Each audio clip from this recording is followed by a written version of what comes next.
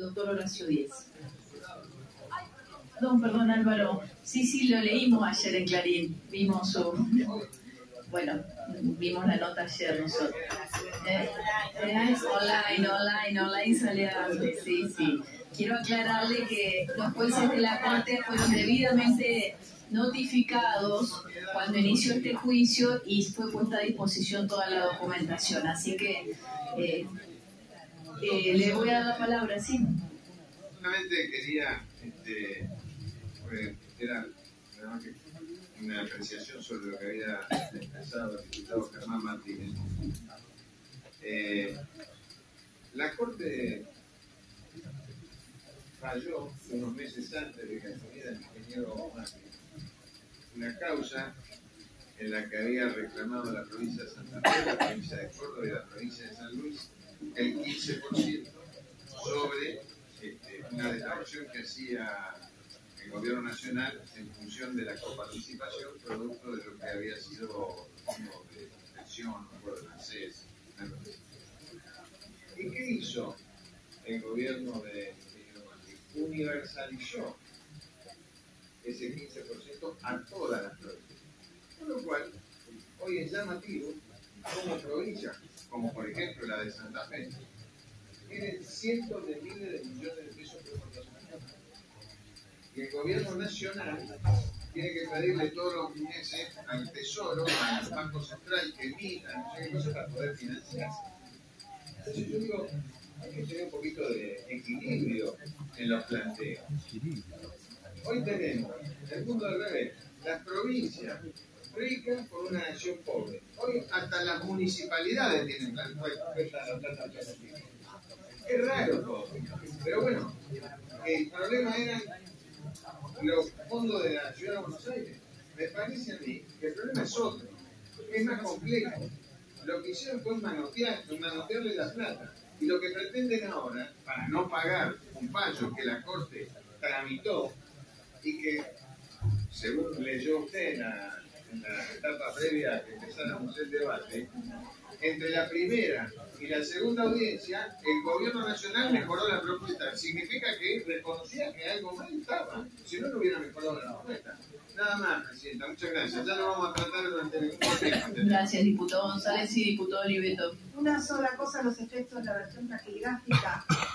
Incumplir un fallo de la Corte es delito y el delito lo está incurriendo el presidente de la Nación, Alberto Fernández, el ministro de Economía, Sergio Massa, y todos los funcionarios que deberían todos los días cumplir el fallo de la Corte y transferirle al gobierno de la Ciudad de Buenos Aires, que no es la reta, sino es dinero de los habitantes de la Ciudad de Buenos Aires y los que vienen a trabajar, a estudiar, a desarrollarse en esta ciudad que recibe, atiende y acobija a todo el resto del país.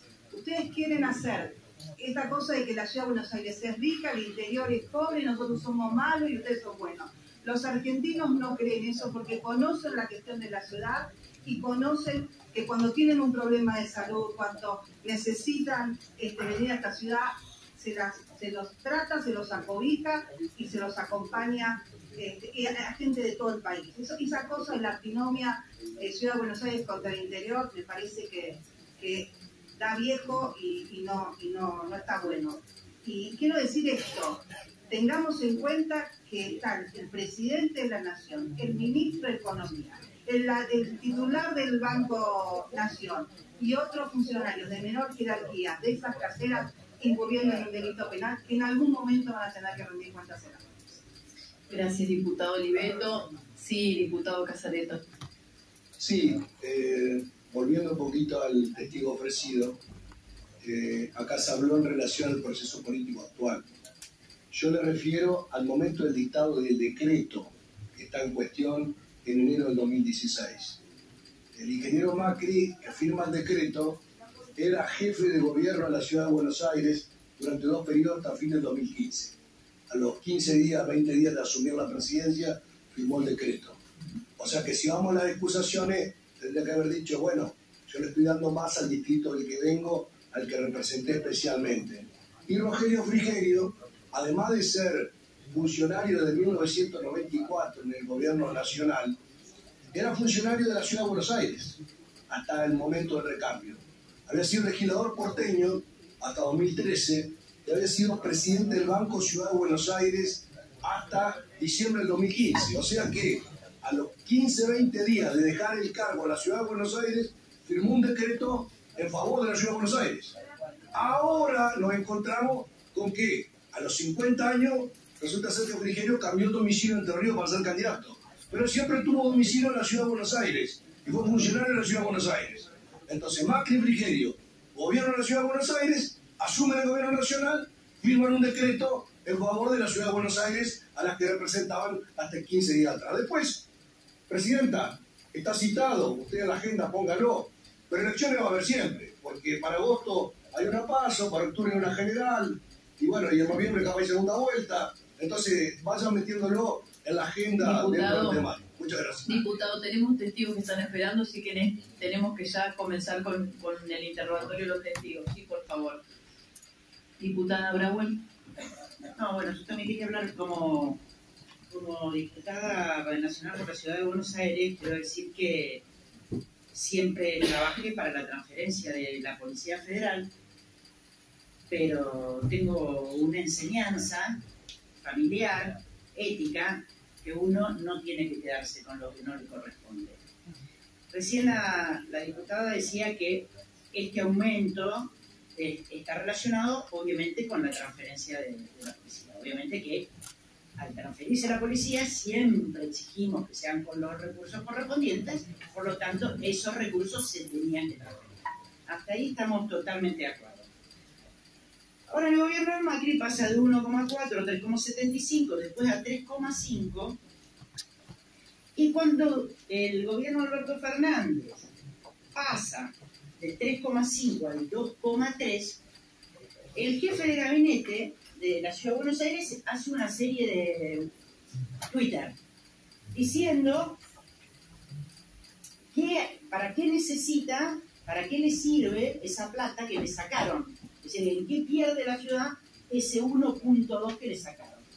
Entonces empezó a enumerar, sirve para pagar, no sé, el sueldo de tanto docente, ¿vale? Y enumera. Y en un momento dice, con ese 1,2 podríamos pagar el 70% de la seguridad de la ciudad. Sabemos que Nación tiene que pagar la parte de la Policía Federal, no el 100% de la seguridad.